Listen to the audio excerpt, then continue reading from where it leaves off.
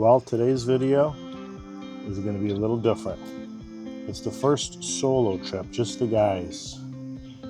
It's going to be Mr. Brinx and me. We're going to do some boondocking in the northern lower peninsula, probably in the Huron National Forest. We're going to be having some hamburgers, some steak, some campfire cooking. We'll probably make some bread.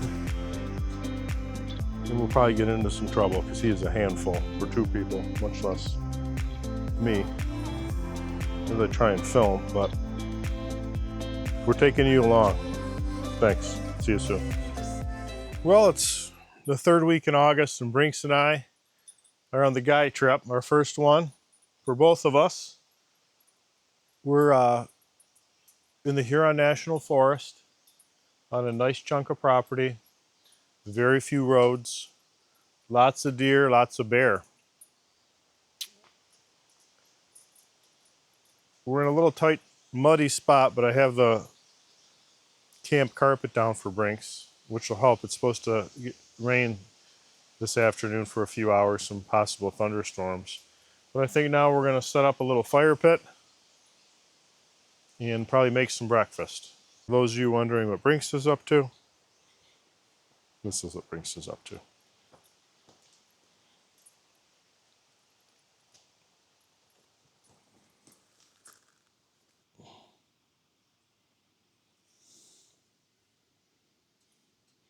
Looks like Brinx is making himself some breakfast. And he just ate about 3/4 of a pound of raw meat. A little kibble. Well, we decided to make some bread. We'll probably eat some soon, a little taste when it's done, but the rest will be for dinner, which I think we're going to have some steak. But basic recipe, 3 cups of flour, a cup of milk, teaspoon of salt, a little bit of honey. Mix it all up. It's shaggy consistency, somewhat. Cover it for 20 minutes. There's also a tablespoon of melted butter in it. Cover it for 20 minutes, then we'll put it in this bread tin, butter this up, plop the loaf in here, let it rise another 20 as we preheat the oven to 350 degrees Fahrenheit. And then we'll cook it for about a half hour until it reaches internal temperature of 190 degrees. We'll pull it out and cool it for 15-20 minutes, and we'll give it a try. We'll eat the rest for dinner. Well, I think I need to work on breakfast now as we're waiting on that bread to rise. Krusteaz is absolutely the best pancake mix. That, I mean, and it's you only add water. The ones where you add butter or oil and eggs and milk and all this stuff are okay, but you're doing all that work, you figure they'd be exceptional. I think Krusteaz beats all those, and you just add water. If you haven't tried Krusteaz, you definitely need to try Krusteaz. I think we'll have pancakes, some eggs, and some sausage.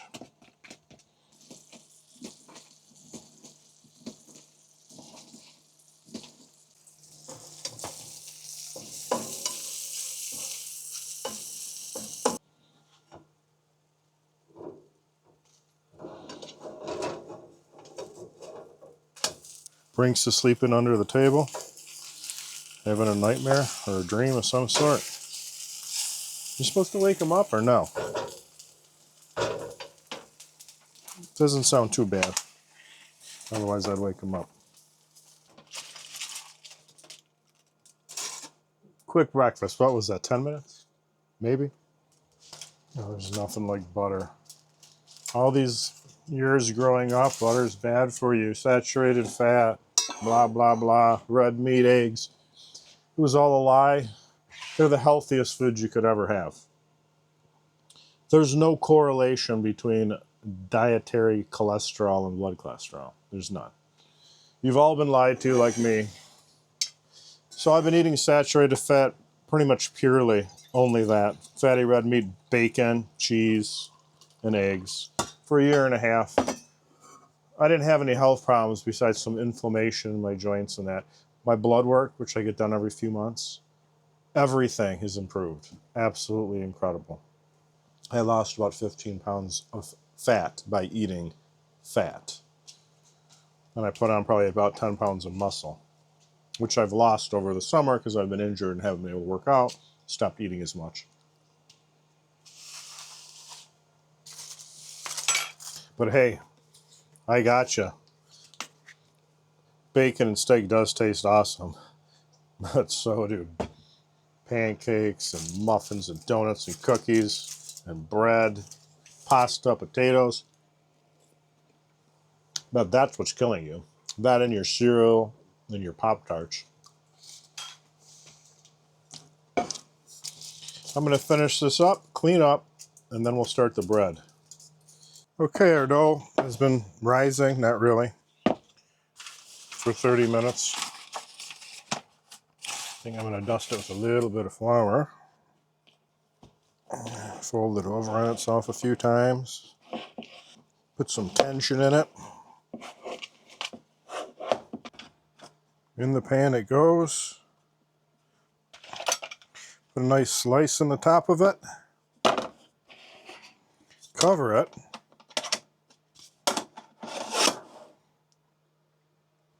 "30 minutes.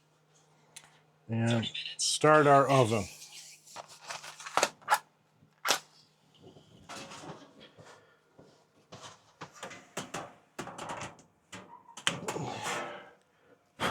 Well, I cleaned that gas line in the last video, and light's right up now. I'm starting to hear the rain pitter-patter on the roof. Been about a half hour. The bread definitely didn't rise much. I think it's too cold. It's been cool all day, and I didn't warm the milk like I wanted to the temperature I wanted to, but it'll still be great. So we're gonna pop that in there. 20 minutes. We'll check it in 20 minutes. Well, I've been lucky enough for most of my life, my camping experiences, very few times, less than one hand, have I been stuck inside during the day for rain. It's raining now. It's only supposed to rain 5 or 6 hours, so I think at 7 o'clock it's sunny again for a little bit. But what do? Well, you cook, you eat, you clean, and this YouTube channel is a job. It doesn't pay anything. It's a huge expense up front, but it takes a lot of money for the equipment. The gas is insane. I get 8 to 9 miles to the gallon, depending if I'm towing or not. The equipment, such as the IT stuff's expensive, the editing software. Well, you'll shoot dozens of hours of video sometimes, and you're breaking it down, and you'll spend between, depending on things, anywhere from 8 to 20 hours or more sometimes editing videos. You lose track. But it's a good time to do that when you're stuck in a camper and it's raining. Looks like it's letting up now for a little bit, but it'll be back. So that's what I'm doing now. And it's also a good time to ask or send a spiel out there again. We're halfway. We're a new channel. This is probably our 9th or 10th camping video, if that. And we're halfway to getting monetized. We need at least 300 subs. No, we need 500 subscribers. And we're, I think, approaching 300. And we need like 5,000 watch hours. And we're about half of that right now. And as soon as we reach those little goals, supposedly we start making some money on these commercials they play. And it's going to be small money unless we grow a ton, but every dollar will help just with the gas bill. So if you're enjoying and you're watching this content at all, please subscribe. The analytics on YouTube will show that like only 5% of you watching this are actually subscribed. All these people are watching it, but only 5% of them are subscribers. So please hit that subscribe if you don't mind, like, and comments really help promote the video too. Just leave a comment, say, hey, Paul, hey, Brinx, cool, or whatever. Leave whatever you want. It helps, regardless if you slam me or not. I appreciate your feedback, and we need your help to grow the channel. So please subscribe, like, comment, and share. Really appreciate it. Brinx appreciates it too. That way he can continue eating red meat. All right, let me show you. You're probably wondering what Brinx is doing. I don't know if he's showing up at this angle, so we'll flip around and show you what he's doing. He's been sleeping. He'll sleep in a couple hours. Right now it's probably 12:30 in the afternoon. Just working on some video stuff. I typically use DaVinci Resolve paid version for my editing on an Asus laptop that's loaded with RAM and processor, an NVIDIA card for doing video. It works pretty well. The rain and wind are picking up a little bit. I just checked radar. There's a big yellow-red ball near us that may hit us.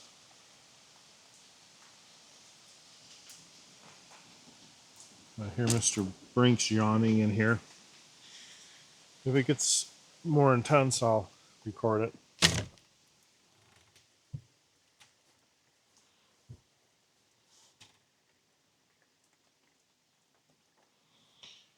Wow, just stepping outside for that 30 seconds. Coming back in, I can really smell that bread that's still baking.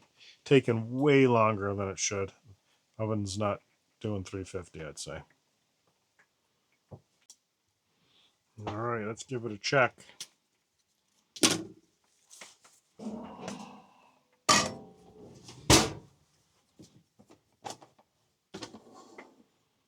Little steam. 185. Let's go 5 more minutes.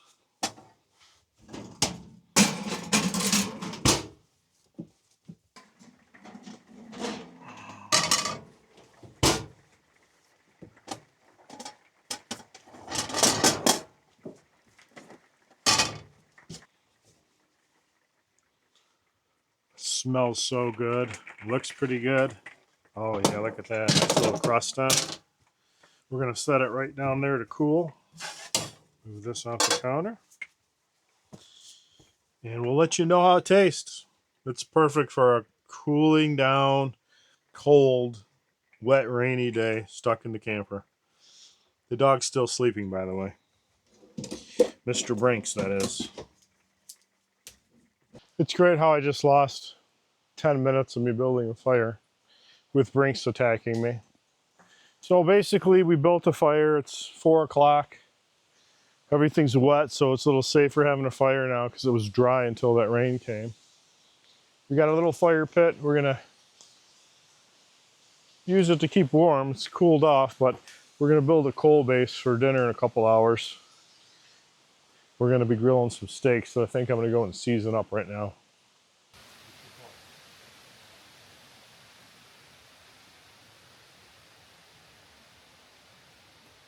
All right, it just sprinkled a little.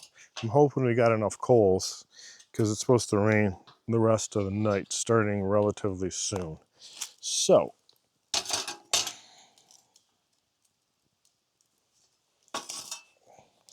we're gonna get cooking.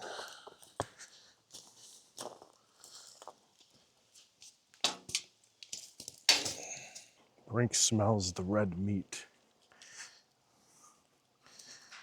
Just like us humans, Brinx is a carnivore. Remember, 1, 2, it's about 375. Hold your hand at the heat source 5 seconds. It's about 350 to 375. The heat still seems to be good. I'm going to rotate these more frequently. It's just drizzling out. Well, the sun's out and the steaks are done. About 150 degrees. I measured the internal temperature. I'm going to head back in, grab a plate, a knife, and a fork, cut the bread, soften some butter, and eat out here. We'll catch you in a bit. You know it's going to be good. The steaks, they were seasoned with Lawry's, garlic, pepper, and salt, grass-fed, and I'd say they were probably some of the least flavorful steaks I've ever had. Don't know if it was a one-off or all these just got crappy steaks. The homemade bread, it's pretty good. See, I'm always learning things. Like the most effective way to clean the barbecue grill grate. Who would have thought?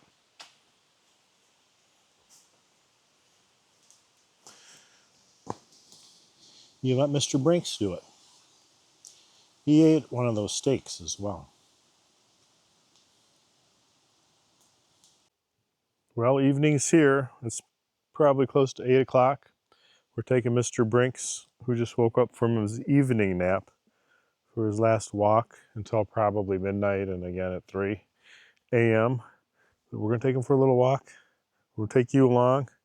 We're taking the camera along just in case we see any deer or bear or anything cool. We'll flip it on real quick. Come on, Brinx. Mr. Brinx is doing exceptionally well at walking without a leash. For the first whole day, I just had him drag his leash and walked, and he stayed relatively close to me, and I think he learned great. I'm trusting him already to be off leash. He's good. He's a good boy. Let's go for a walk down this trail, Mr. Brinx.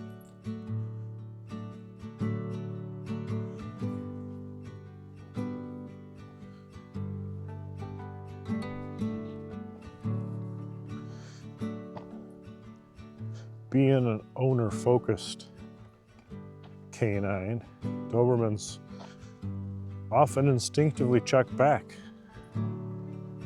with their people, just like that. He's about 25, 30 feet in front of me, and he checks back. Good boy, Brinx. And of course, he's eating some sticks anyway.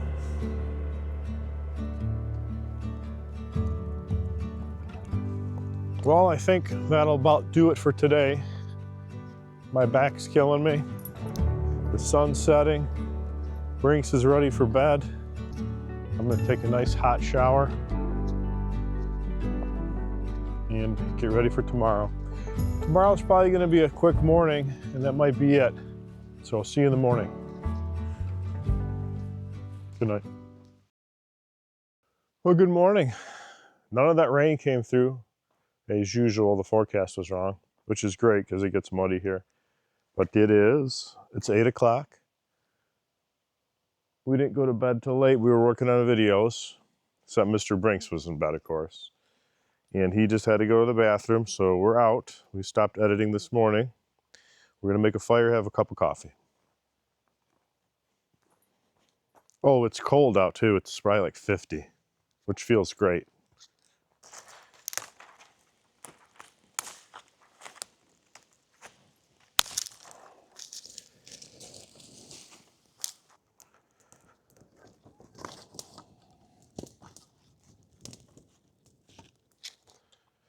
So he mostly eats meat, whole foods, sweet potatoes here and there. Actually, I have a sweet potato for him. I'll cook that up today. He'll have that for dinner. The breeder says you can't overfeed a Doberman puppy. You feed them till they don't want to eat anymore. Well, they're a puppy. 3 cups, 3 times a day. He'll do every bit of that. And calcium supplements. I think we're gonna have to start hunting some deer for him. Probably up in woods near where we stand. I have all the equipment to make ground meat. I make my own kielbasa, as you've probably heard. And I'm thinking about actually taking deer this year, mostly for him. I've had venison in the past. I didn't really care for it. Once I did. It was from a southern Michigan deer. They eat corn, I guess. Tasted the same as beef. It was a fillet. It was delicious. But all the deer I tried from up in northern Michigan, the acorn-eating ones, I didn't really like it. For some reason, the French press, I don't know if it's because I'm only making 2 cups in it, and usually I make 3 12-ounce, but grounds are in it. So we're gonna make a little filter here.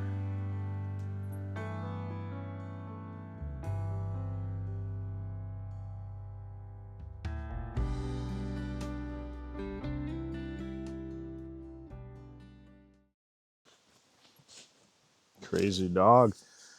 So what we have here is probably the most popular .22 rifle in the world. And that is a guess, but it just seems like it is. I wanted one that could take a beating in the weather, Gonna be left in a barn. So I got this synthetic stock, and it's stainless. Flip up sights. It came with the mount for an optic. We are going to see how accurate it is. I don't even remember how to drop the mag on this thing. Oh, that's... You're chewing on a new gun now. Now you're trying to get... You guys, it's just a coincidence if you don't see Brinx in any follow-up videos. He's doing fine.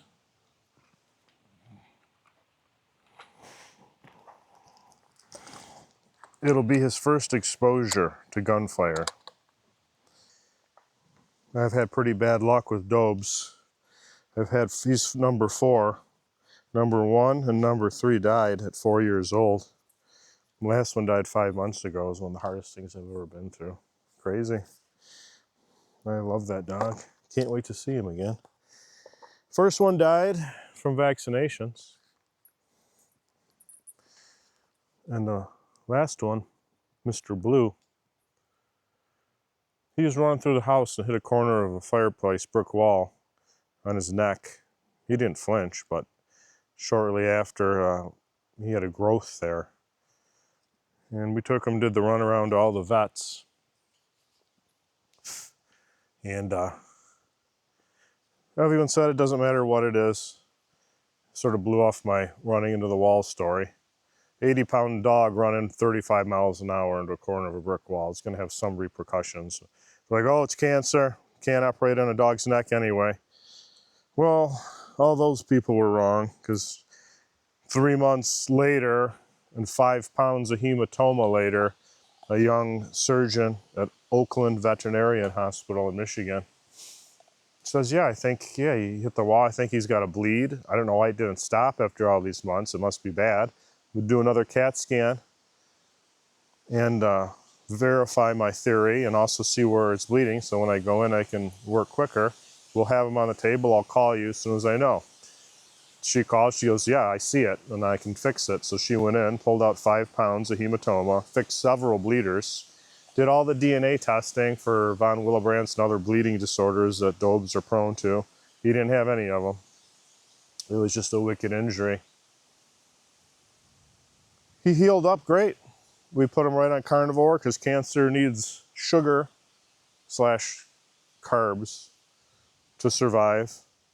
And swelling went down. He was 100%. And then his allergies, of course, he had bad allergies, started up. And we were giving him this drug called Cytopoint. It's an injection. I talked to his vet, said shouldn't be a problem. Talked to the surgeon, said no, there's no indication that that would affect anything. She talked to the oncologist, all 3 of them, yeah, shouldn't be a problem. Because when they pulled the, let me rewind, when they pulled the mass out, they sent it to the lab, even though she's visually seen cancer 100,000 times. She said, no, it looked fine. Well, it did have microscopic evidence of a cancer, and it wasn't aggressive. And it was caused from injury. Anytime you have an injury and you let it go, it can turn into cancer. It's your own cells mutating. So here we are, facing with maybe giving him the shot again. Gut says don't do it. Doctors say no problem. He's totally healed. I had the vet come to the house because he was terrible in the car. He couldn't take him anywhere. It was very upsetting to him. And he was, still had a wound he's healing from. So she agreed to come to the house. She looked at him. She goes, oh my God, he looks great. I go, how long do you think he'll live? 6 months, 9 months? She goes, oh, well over a year. Maybe you might have eaten it. Totally healed. Gave him the shot. Cytopoint. In 3 days, he went from a nice, smooth, healing scar on his neck, nice and flat, to a golf ball growing on it. 5 days later, it was a baseball. In 7 days, we had to say goodbye.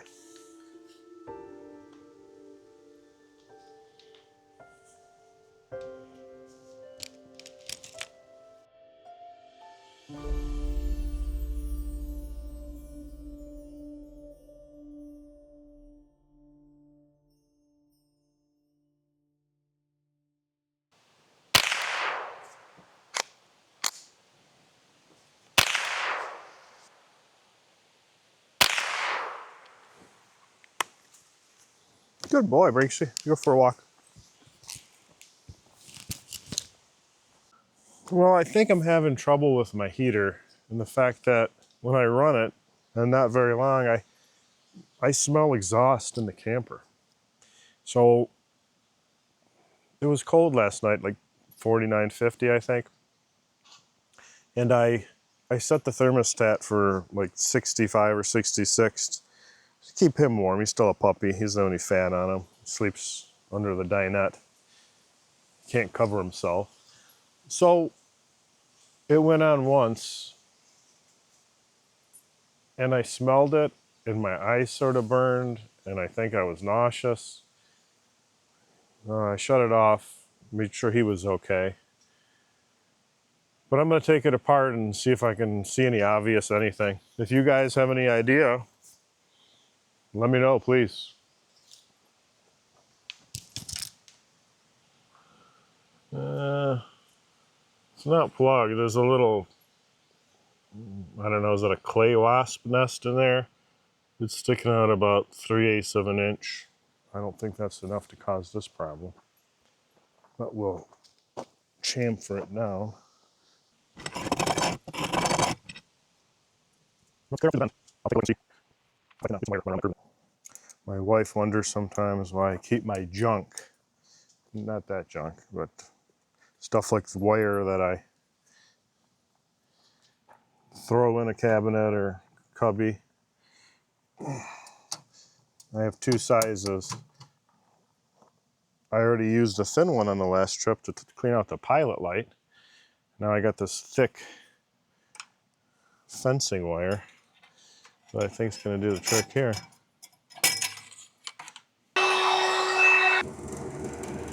That's the smell I'm smelling. Once it just comes out here and goes up to the refrigerator, causing a problem. It has decent oomph. I needed to compare it to something, but I can, it's hot even right here. That's definitely what I'm smelling. I'm not sure what to do from here. I'm gonna go see if it stinks inside still. But whether it does or doesn't, I'm gonna put it back together and do some more research. Well, this is a new type of segment I'll do from time to time in these videos. And that's gonna be demonstrating a skill or lack thereof. This one's gonna be knot tying. I'm gonna show you a knot if I remember how to make it. I always admired people that could make knots, and I'd learn how to do some basic ones, and I just never make them frequently enough to remember them. And at my age, I forgot what I had for breakfast. But I remember this one, I think. So I didn't do any rehearsal because it's that easy. So it's a good one to show you if you don't already know it. Oh, no. You're gonna get burned, that's hot. This is called the Woodland zip tie. At least that's what I remember it being called. You need a length that's appropriate for what you're trying to bundle. It's good for bundling like gear, sleeping bag, this outdoor carpet's what I'm gonna do. So you take your length of rope, you double it over, you loop it around the item you're trying to bundle. Hopefully you can see this. You make a loop, you go over itself, and you pull this through. So now you have these double loops here. This isn't the best type of rope to be doing it with. I've never tried it with this rope. I usually use paracord. And then you take your two ends, you stick one end through one side. Thanks for helping, Brinx. You're a very good helper. You take the other to the other side, and then you pull them together. And they stay. Even with Brinx helping, it worked. Like I said, that's easy to remember. If I can remember it, you can remember it, and it's handy. It's handy. And I think they're supposed to come apart fairly easy too. Again, Probably not the best rope to use, but that's what I had. Okay, we're gonna have to wait on the knot removal. I think Brinx wants his outdoor blanket back. Well, it was a nice day. We went on a lot of hiking with Mr. Brinx. Didn't see anything noteworthy. Tonight we're gonna do something that I couldn't do good the proper way. I have a chuck roast thawing out. And my plan is to cook that over the grill, which should be absolutely dreadful. But it's the last piece of meat we have. And I'm not gonna fry it in a pan, so that's what we're gonna do. Here you go, sit down, Brinx. Good boy. So I'll show you that again, maybe up close. So this is gonna wrap around what you want. The nut is gonna look like this. You're gonna pull your hand through like this. You're gonna have a dog pull on the other end. You'll have these. One end goes, one of your loose ends goes through the double loop from one side, the other side. And well, if you need more detailed instruction, ask below and I'll do a separate video. Or I'm sure you could find a lot better instructional videos than that. Probably without Mr. Brinx. Have you ever cooked a chuck roast over a fire? I'm not picky though, see. I'll like it, no matter how it turns out. And you know who else isn't picky? Mr. Brinx isn't picky. Mr. Brinx isn't picky either. Of course, the wind's picking up. I think we'll throw this thing in time-lapse mode. You don't need to see me make a fire again at normal speed.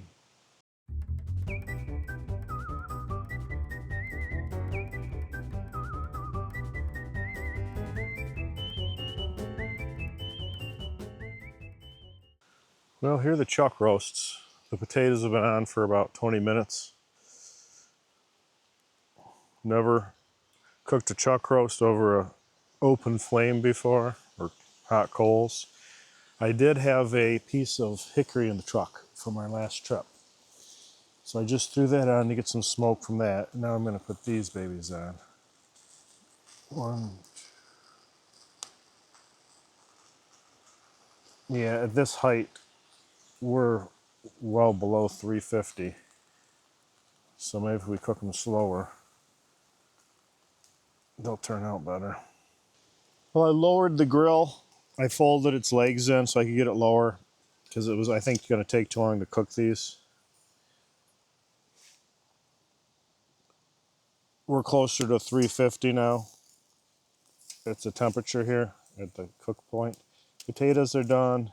I got some corn. It's old. I don't know if it's still good or not. I don't really care, but I threw it in here. I may try it. Hopefully this is done in like 15 minutes or so.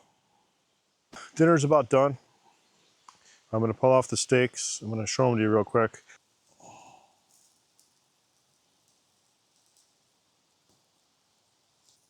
They look pretty good to me. It's getting late, the sun's about to set. And the first guys only trip with me and Brinx went very well. Couldn't be more shocked how incredibly awesome he was. Within the first 12 hours, he was off leash and he stuck right by me. He's really the first dog I've ever trusted, let alone puppy, to do that. But he was completely trustworthy. He did a great job. He's a great camper. It's nice because the weather's cooling down. Earlier in the video, you saw that I had trouble with the furnace. I tested it several more times and it's the same thing. Eyes burn, nose burn, smells inside just like the exhaust outside. So I think the furnace is shot. I think it's probably got a firebox crack or rotted out. I'm going to pull that out soon after I get home. It's going to be in the 40s, I think, tonight. It's windy. I'm fine. It just brings you out to get up a few more times maybe to cover him up. He sleeps under the dinette. But I wanted to thank you for coming along. Please subscribe to our channel, Backroads to Nowhere. It's free to subscribe, and then you get automatically notified when we drop a new video. We appreciate your support, and we like bringing you along. If you have any suggestions for content, things you might like us to see, buy, review, shoot me an email or leave it in the comments below. Until next time, God bless you and have a safe week. Bye-bye. Good morning. It's probably like 5:30. It got pretty cold last night. Let me show you the temperature. It's 46 outside. It was 52 in here. Because again, our furnace is broke. I just flipped on this little electric heater probably 5 minutes ago. Running off my Bluetti, which had less than 50% when I started. And it's already warmed it up several degrees in here. So it's also, the Bluetti is also a good emergency source to run heat for a little bit if you have an electric heater. Because this little fella was getting cold. Good morning, Brinx. We're gonna have a cup of coffee and then head out of here. See you on the next trip.